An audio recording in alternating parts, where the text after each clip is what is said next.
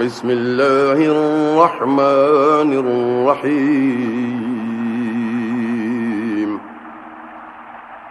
ولو أننا نزلنا إليهم الملائكة وكلمهم الموتى وحشرنا عليهم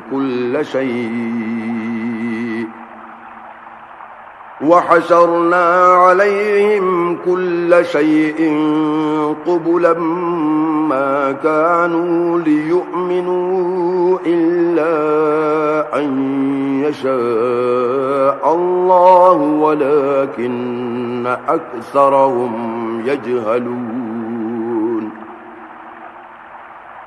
وكذلك جعلنا لكل نبي عدوا شياطين الإنس والجن يوحي بعضهم إلى بعض زخرف القول غرورا. ولو شاء ربك ما فعلوه فذرهم وما يفترون. ولتصغى إليه أفئدة الذين لا يؤمنون بالآخرة وليرضوه وليقترفوا ما هم مقترفون. أفغير الله أبتغي حكما وهو الذي أنزل إليكم الكتاب مفصلا والذين آتيناهم الكتاب يعلمون أنه منزل من ربك بالحق فلا تكونن من الممترين. وتمت كلمة ربك صدقا وعدلا لا مبدل لكلماته وهو السميع العليم. وإن تطع أكثر من في الأرض يضلوك عن سبيل الله إن يتبعون إلا الظن وإن هم إلا يخرصون. إن ربك هو أعلم من يضل عن سبيله وهو أعلم بالمهتدين. فكلوا مما ذكر اسم الله عليه إن كنتم بآياته مؤمنين. وما لكم ألا تأكلوا مما ذكر اسم الله عليه وقد فصل لكم ما حرم عليكم إلا ما اضطررتم إليه وإن كثيرا ليضلون بأهوائهم بغير علم. إن ربك هو أعلم بالمعتدين. وذروا ظاهر الإثم وباطنه إن الذين يكسبون الإثم سيجزون بما كانوا يقترفون. ولا تأكلوا مما لم يذكر اسم الله عليه وإنه لفسق. وإن الشياطين ليوحون إلى أوليائهم ليجادلوكم وإن أطعتموهم إنكم لمشركون. أومن كان ميتا فأحييناه وجعلنا له نورا يمشي به في الناس كمن مثله في الظلمات ليس بخارج منها كذلك زين للكافرين ما كانوا يعملون وكذلك جعلنا في كل قرية أكابر مجرميها ليمكروا فيها وما يمكرون إلا بأنفسهم وما يشعرون وإذا جاءتهم آية قالوا لن نؤمن حتى نؤتى مثل ما أوتي رسل الله أعلم حيث يجعل رسالته سيصيب الذين أجرموا صغار عند الله وعذاب شديد بما كانوا يمكرون فمن يرد الله أن يهديه يشرح صدره للإسلام ومن يرد أن يضله يجعل صدره ضيقا حرجا كأنما يصعد في السماء كذلك يجعل الله الرجس على الذين لا يؤمنون وهذا صراط ربك مستقيما قد فصلنا الآيات لقوم يذكرون لهم دار السلام عند ربهم وهو وليهم بما كانوا يعملون ويوم يحشرهم جميعا يا معشر الجن قد استكثرتم من الإنس وقال أولياؤهم من الإنس ربنا استمتع بعضنا ببعض وبلغنا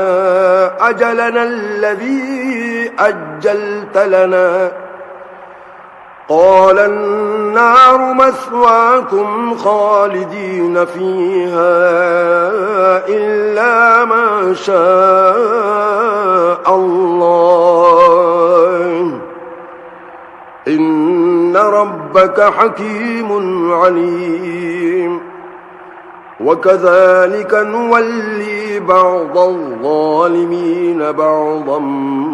بما كانوا يكسبون يا معشر الجن والإنس ألم يأتكم رسل منكم يقصون عليكم آياتي وينذرونكم لقاء يومكم هذا قالوا شهدنا على أنفسنا وغرتهم الحياة الدنيا وشهدوا على أنفسهم أنهم كانوا كافرين ذلك أن لم يكن ربك مهلك القرى بظلم وأهلها غافلون ولكل درجات مما عملوا وما ربك بغافل عما يعملون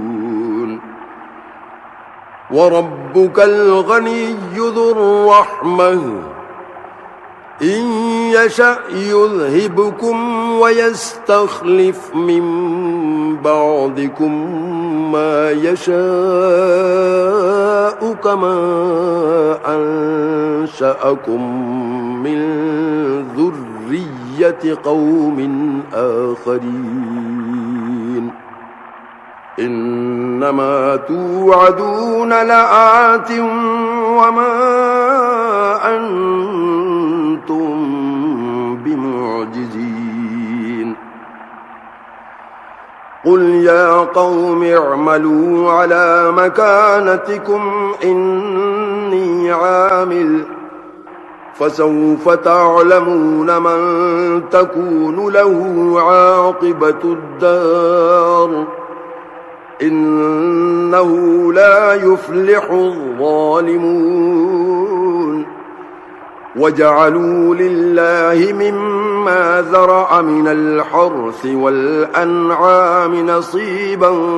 فقالوا هذا لله بزعمهم وهذا لشركائنا فما كان لشركائهم فلا يصل إلى الله وما كان لله فهو يصل إلى شركائهم ساء ما يحكمون وكذلك زين لكثير من المشركين قتل أولادهم شركاؤهم ليردوهم وليلبسوا عليهم دينهم ولو شاء الله ما فعلوه فذرهم وما يفترون وقالوا هذه أنعام وحرث حجر لا يطعمها إلا من نشاء بزعمهم وأنعام حرمت ظهورها وأنعام لا يذكرون اسم الله عليها افتراء عليه سيجزيهم بما كانوا يفترون وقالوا ما في بطون هذه الأنعام خالصة لذكورنا ومحرم على أزواجنا وإن يكن ميتة فهم فيه شركاء سيجزيهم وصفهم إنه حكيم عليم قد خسر الذين قتلوا أولادهم سفها بغير علم وحرموا ما رزقهم الله افتراء على الله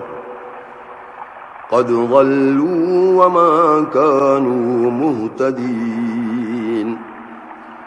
وهو الذي أنشأ جنات معروشات وغير معروشات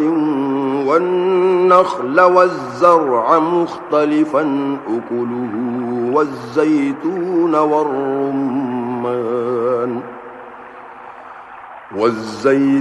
والرمان متشابها وغير متشابه كلوا من ثمره إذا أثمر وآتوا حقه يوم حصاده ولا تسرفوا إنه لا يحب المسرفين ومن الأنعام حمولة وفرشا كلوا مما رزقكم الله ولا تتبعوا خطوات الشيطان إنه لكم عدو مبين 8 أزواج من الضأن 2 ومن المعز 2 قل أذكرين حرم أم الأنثيين أما اشتملت عليه أرحام الأنثيين نبئوني بعلم إن كنتم كنتم صادقين ومن الإبل 2 ومن البقر 2 قل أذكرين حرم أم الأنثيين أما اشتملت عليه أرحام الأنثيين أم كنتم شهداء إذ وصاكم الله بهذا فمن أظلم ممن افترى على الله كذبا ليضل الناس بغير علم إن الله لا يهدي القوم الظالمين قل لا أجد فيما أوحي إلي محرما على طاعم يطعمه إلا أن يكون ميتة أو دما مسفوحا أو لحم خنزير فإنه رجس أو فسقا أهل لغير الله به فمن اضطر غير باغ ولا عاد فإن ربك غفور رحيم وعلى الذين هادوا حرمنا كل ذي ظفر ومن البقر والغنم حرمنا عليهم شحومهما إلا ما حملت ظهورهما أو الحوايا أو ما اختلط بعظم ذلك جزيناهم ببغيهم وإنا لصادقون فإن كذبوك فقل ربكم ذو رحمة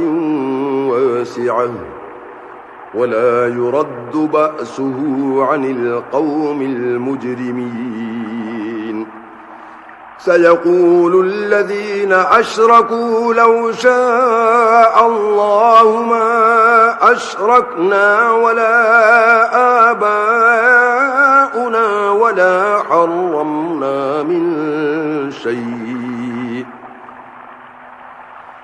كذلك كذب الذين من قبلهم حتى ذاقوا بأسنا قل هل عندكم من علم فتخرجوه لنا إن تتبعون إلا الظن وإن أنتم إلا تخرصون قل فلله الحجة البالغة فلو شاء لهداكم أجمعين قل هلم شهداءكم الذين يشهدون أن الله حرم هذا فإن شهدوا فلا تشهد معهم ولا تتبع أهواء الذين كذبوا بآياتنا والذين لا يؤمنون بالآخرة وهم بربهم يعدلون قل تعالوا أتل ما حرم ربكم عليكم ألا تشركوا به شيئا وبالوالدين إحسانا ولا تقتلوا أولادكم من إملاق نحن نرزقكم وإياهم ولا تقربوا الفواحش ما ظهر منها وما بطن ولا تقتلوا النفس التي حرم الله إلا بالحق ذلكم وصاكم به لعلكم تعقلون ولا تقربوا مال اليتيم إلا بالتي هي أحسن حتى يبلغ أشده وأوفوا الكيل والميزان بالقسط لا نكلف نفسا إلا وسعها وإذا قلتم فاعدلوا ولو كان ذا قربى وبعهد الله أوفوا ذلكم وصاكم به لعلكم تذكرون وأن هذا صراطي مستقيما فاتبعوه ولا تتبعوا السبل فتفرق بكم عن سبيله ذلكم وصاكم به لعلكم تتقون ثم آتينا موسى الكتاب تماما على الذي أحسن وتفصيلا لكل شيء وهدى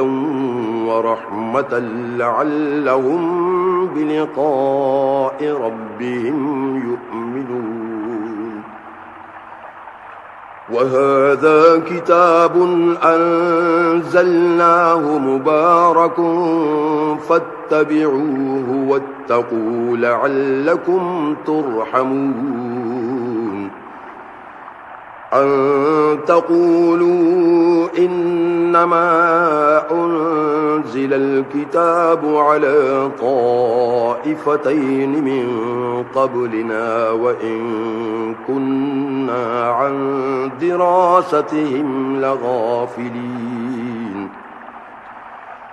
أو تقولوا لو أنا أنزل علينا الكتاب لكنا أهدى منهم فقد جاءكم بينة من ربكم وهدى ورحمة فمن أظلم ممن كذب بآيات الله وصدف عنها سنجزي الذين يصدفون عن آياتنا سوء العذاب بما كانوا يصدفون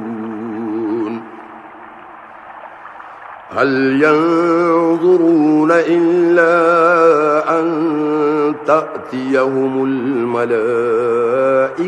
أو يأتي ربك أو يأتي بعض آيات ربك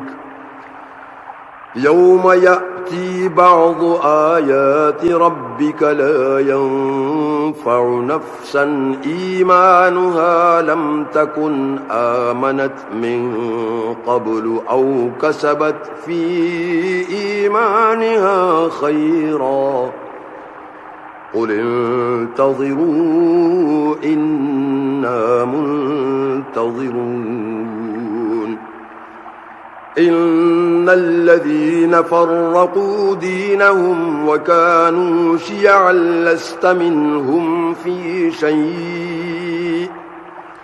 إنما أمرهم إلى الله ثم ينبئهم بما كانوا يفعلون من جاء بالحسنة فله عشر أمثالها ومن جاء بالسيئة فلا يجزى إلا مثلها وهم لا يظلمون قل إنني هداني ربي إلى صراط مستقيم دينا قيما ملة إبراهيم حنيفا وما كان من المشركين قل إن صلاتي ونسكي ومحياي ومماتي لله رب العالمين لا شريك له وبذلك أمرت وأنا أول المسلمين قل أغير الله أبغي ربا وهو رب كل شيء ولا تكسب كل نفس إلا عليها ولا تزر وازرة وزر أخرى ثم إلى ربكم مرجعكم فينبئكم بما كنتم فيه تختلفون وهو الذي جعلكم خلائف الأرض ورفع بعضكم فوق بعض درجات ليبلوكم فيما آتاكم إن ربك سريع العقاب وإنه لغفور رحيم بسم الله الرحمن الرحيم ألف لام ميم صاد كتاب أنزل إليك فلا يكن في صدرك حرج منه لتنذر به وذكرى للمؤمنين اتبعوا ما أنزل إليكم من ربكم ولا تتبعوا من دونه أولياء قليلا ما تذكرون وكم من قرية أهلكناها فجاءها بأسنا بياتا أو هم قائلون فما كان دعواهم إذ جاءهم بأسنا إلا أن قالوا إنا كنا ظالمين فلنسألن الذين أرسل إليهم ولنسألن المرسلين فلنقصن عليهم بعلم وما كنا غائبين والوزن يومئذ الحق فمن ثقلت موازينه فأولئك هم المفلحون ومن خفت موازينه فأولئك الذين خسروا أنفسهم بما كانوا بآياتنا يظلمون ولقد مكناكم في الأرض وجعلنا لكم فيها معايش قليلا ما تشكرون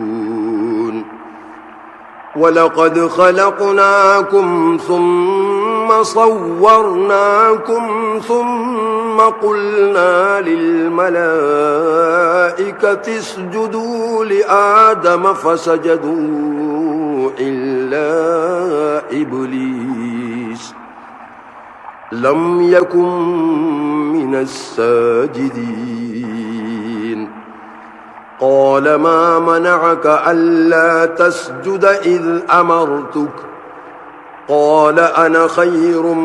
منه خلقتني من نار وخلقته من طين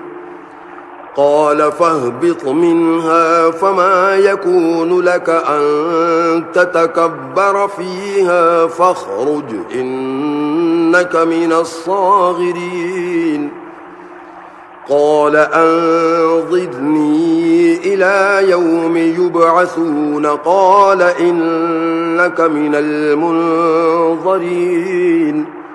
قال فبما أغويتني لأقعدن لهم صراطك المستقيم ثم لآتينهم من بين أيديهم ومن خلفهم وعن أيمانهم وعن شمائلهم ولا تجد أكثرهم شاكرين قال اخرج منها مذءوما مدحورا لمن تبعك منهم لأملأن جهنم منكم أجمعين ويا آدم اسكن أنت وزوجك الجنة فكلا من حيث شئتما ولا تقربا هذه الشجرة فتكونا من الظالمين فوسوس لهما الشيطان ليبدي لهما ما وري عنهما من سوآتهما وقال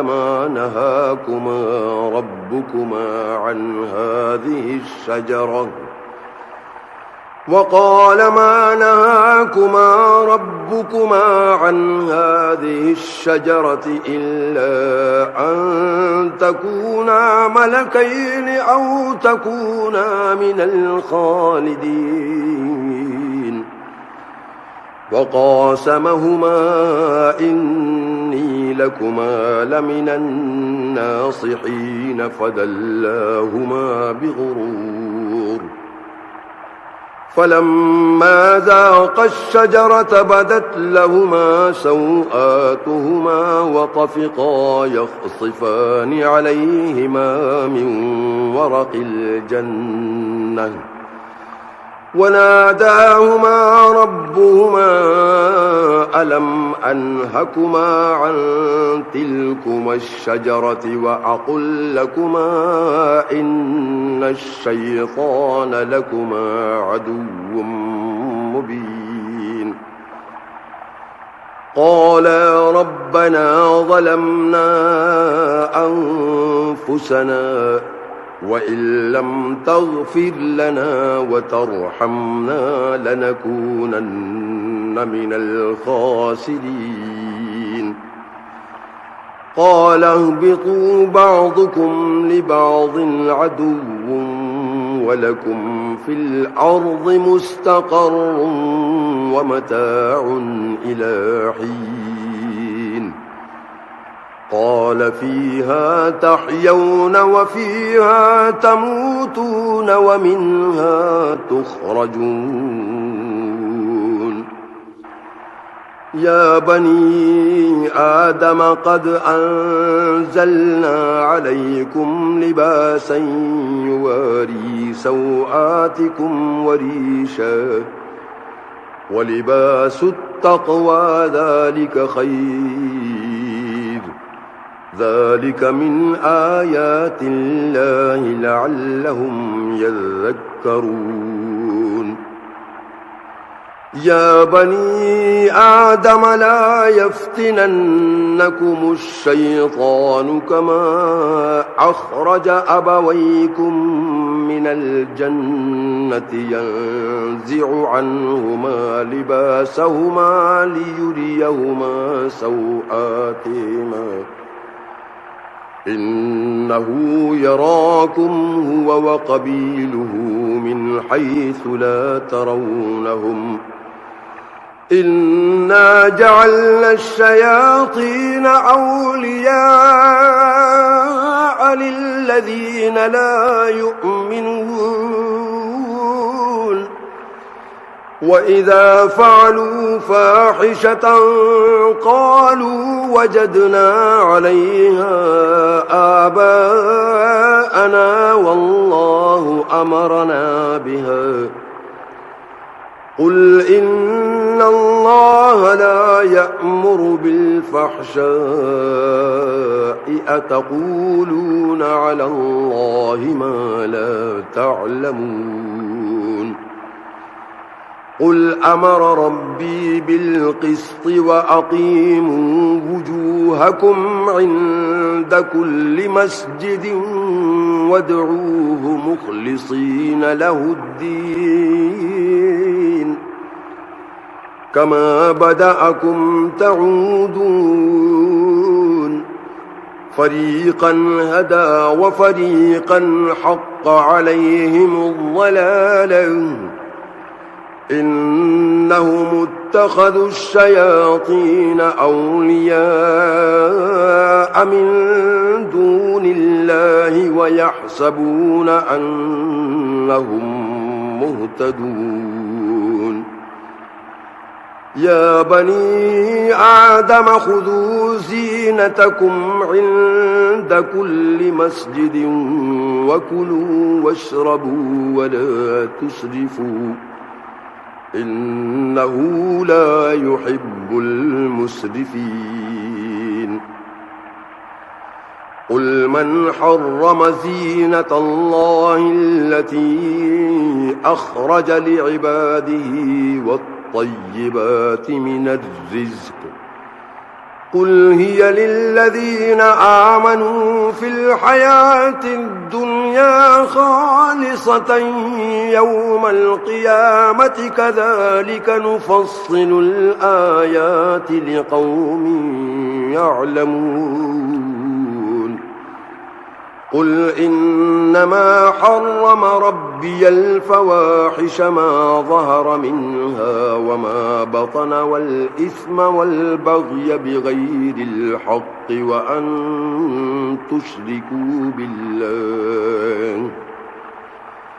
وأن تشركوا بالله ما لم ينزل به سلطانا وأن تقولوا على الله ما لا تعلمون ولكل أمة أجل فإذا جاء أجلهم لا يستأخرون ساعة ولا يستقدمون يا بني آدم إما يأتينكم رسل منكم يقصون عليكم آياتي فمن اتقى وأصلح فلا خوف عليهم ولا هم يحزنون والذين كذبوا بآياتنا واستكبروا عنها أولئك أصحاب النار هم فيها خالدون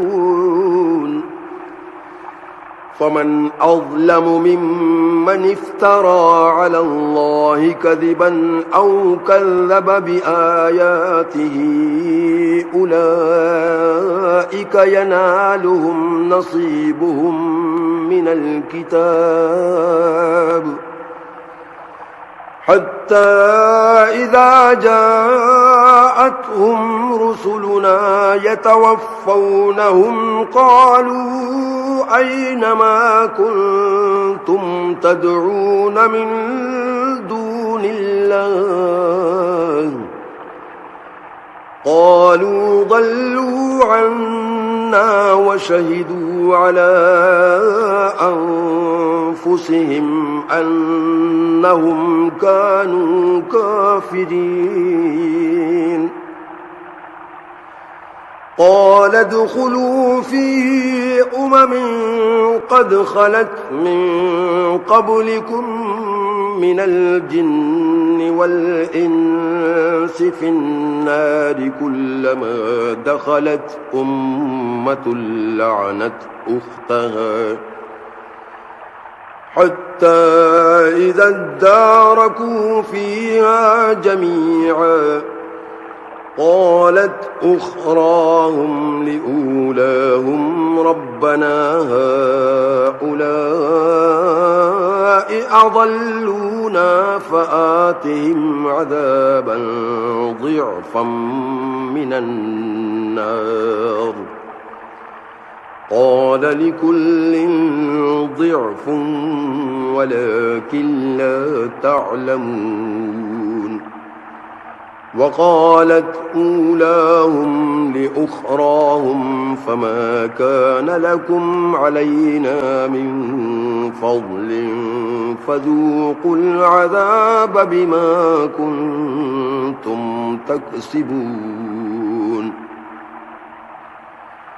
إن الذين كذبوا بآياتنا واستكبروا عنها لا تفتح لهم أبواب السماء ولا يدخلون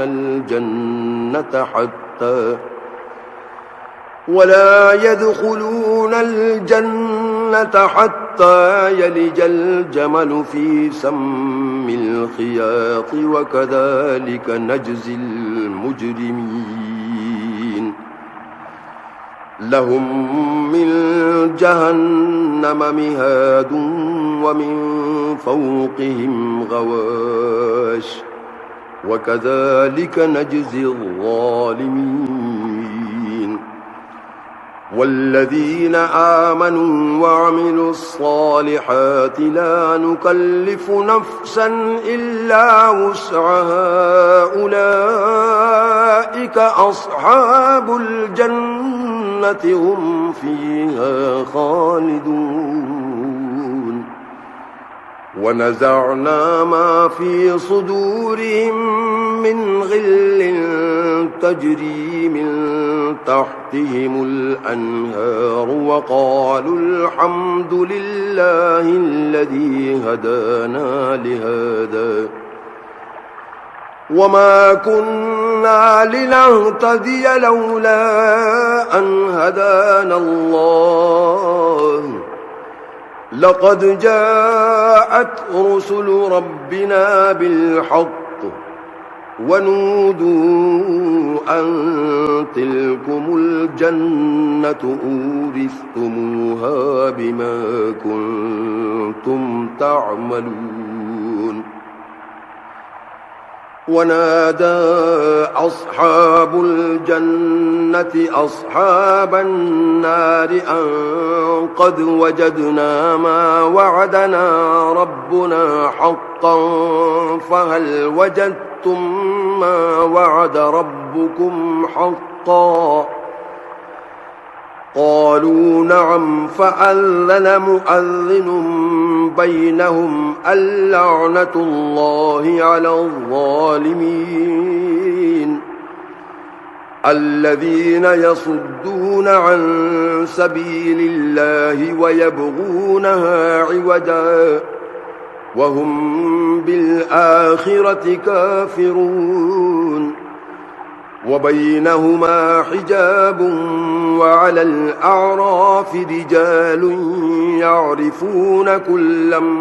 بسيماهم ونادوا أصحاب الجنة أن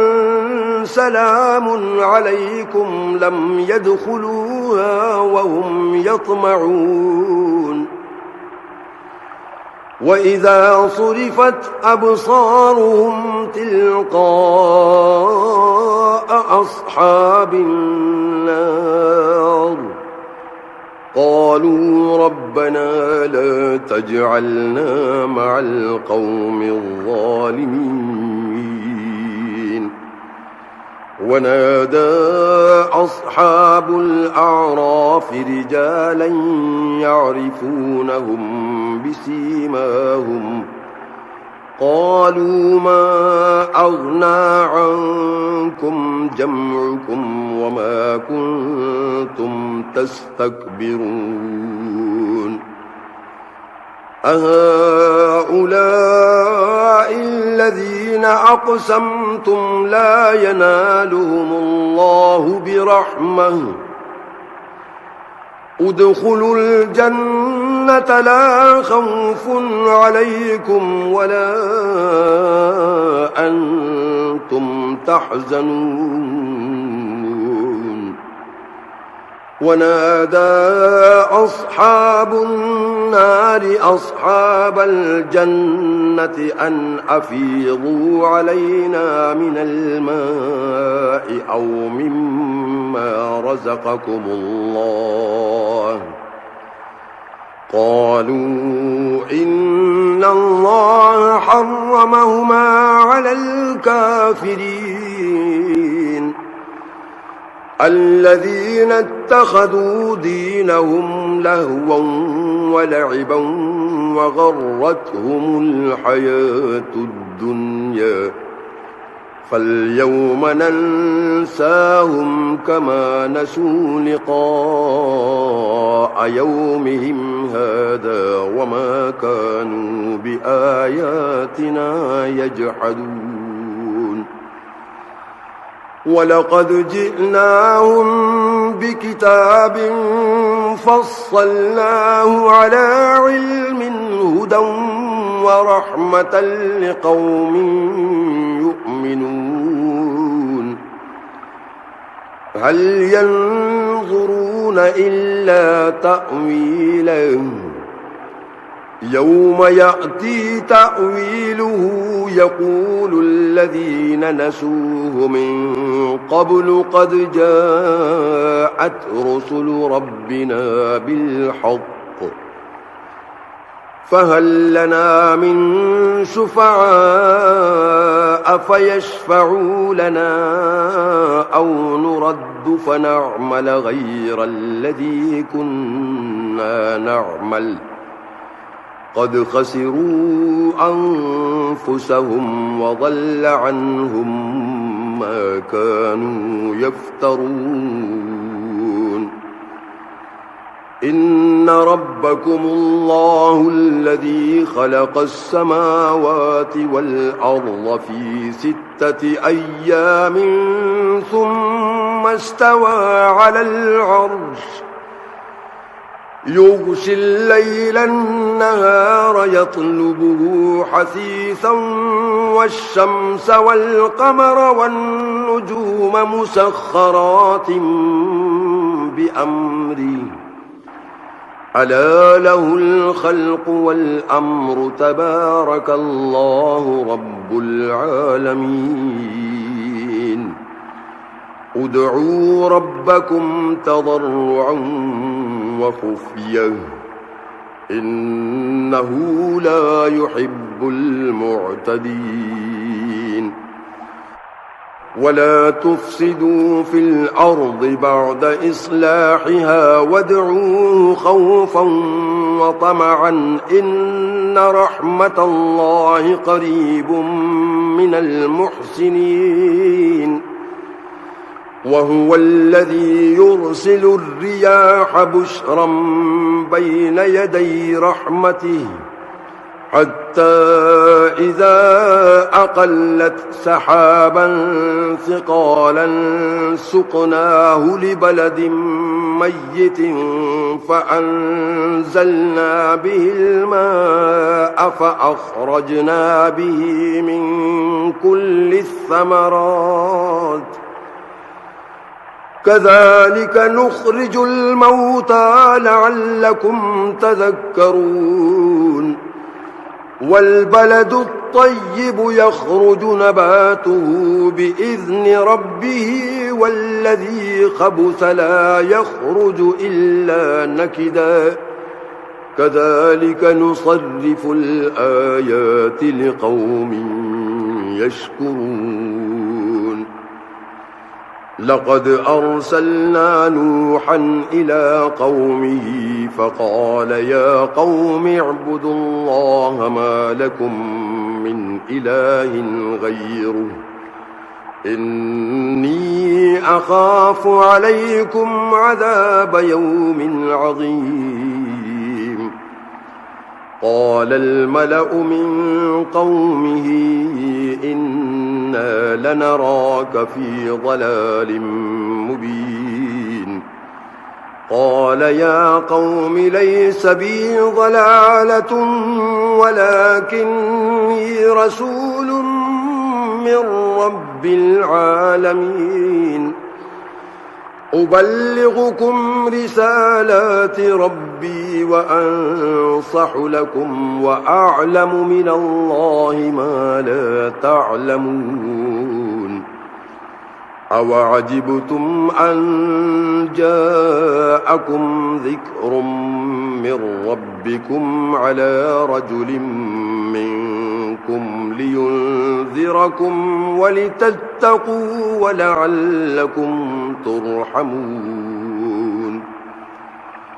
فكذبوه فأنجيناه والذين معه في الفلك وأغرقنا الذين كذبوا بآياتنا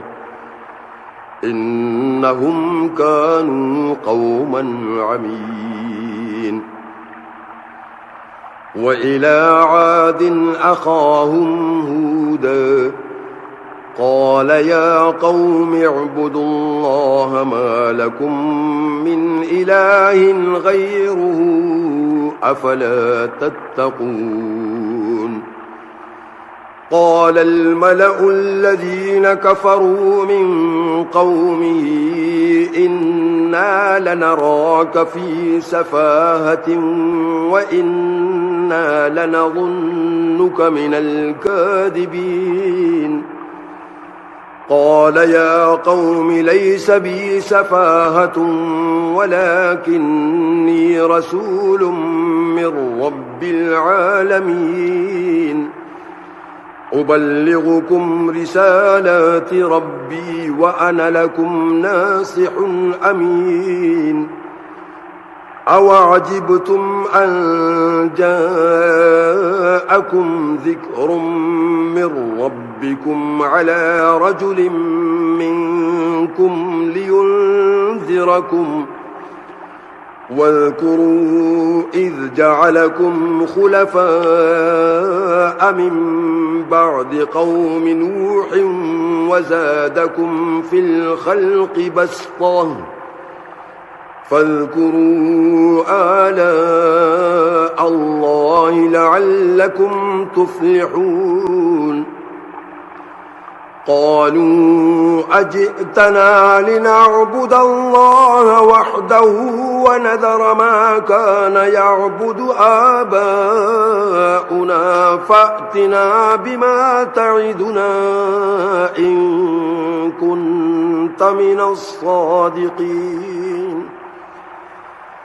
قال قد وقع عليكم من ربكم رجس وغضب أتجادلونني في أسماء سميتموها أنتم وآباؤكم ما نزل الله بها من سلطان فانتظروا إني معكم من المنتظرين فأنجيناه والذين معه برحمة منا وقطعنا دابر الذين كذبوا بآياتنا وما كانوا مؤمنين وإلى ثمود أخاهم صالحا قال يا قوم اعبدوا الله ما لكم من إله غيره قد جاءتكم بينة من ربكم هذه ناقة الله لكم آية فذروها تأكل في أرض الله ولا تمسوها بسوء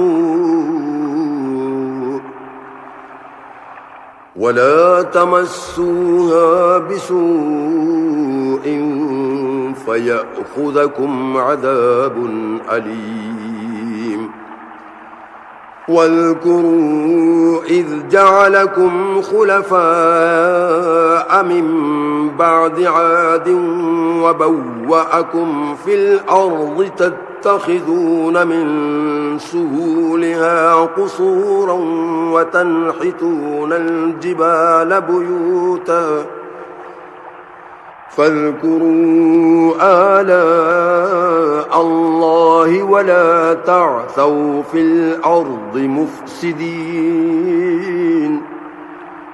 قال الملأ الذين استكبروا من قومه للذين استضعفوا لمن آمن منهم أتعلمون أن صالحا مرسل من ربه قالوا إنا بما أرسل به مؤمنون قال الذين استكبروا إنا بالذي آمنتم به كافرون فعقروا الناقة وعتوا عن أمر ربهم وقالوا يا صالح ائتنا بما تعدنا إن كنت من المرسلين فأخذتهم الرجفة فأصبحوا في دارهم جاثمين فتولى عنهم وقال يا قوم لقد أبلغتكم رسالة ربي ونصحت لكم ولكن لا تحبون الناصحين ولوطا إذ قال لقومه أتأتون الفاحشة ما سبقكم بها من أحد من العالمين إنكم لتأتون الرجال شهوة من دون النساء بل أنتم قوم مسرفون وما كان جواب قومه إلا أن قالوا أخرجوهم من قريتكم إنهم أناس يتطهرون فأنجيناه وأهله إلا امرأته كانت من الغابرين وأمطرنا عليهم مطرا فانظر كيف كان عاقبة المجرمين وإلى مدين أخاهم شعيبا قال يا قوم اعبدوا الله ما لكم من إله غيره قد جاءتكم بينة من ربكم فأوفوا الكيل والميزان ولا تبخسوا الناس أشياءهم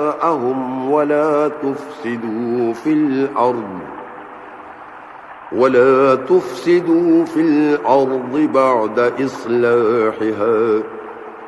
ذلكم خير لكم إن كنتم مؤمنين ولا تقعدوا بكل صراط توعدون وتصدون عن سبيل الله من آمن به وتبغونها عوجا واذكروا إذ كنتم قليلا فكثركم وانظروا كيف كان عاقبة المفسدين وإن كان طائفة منكم آمنوا بالذي أرسلت به وطائفة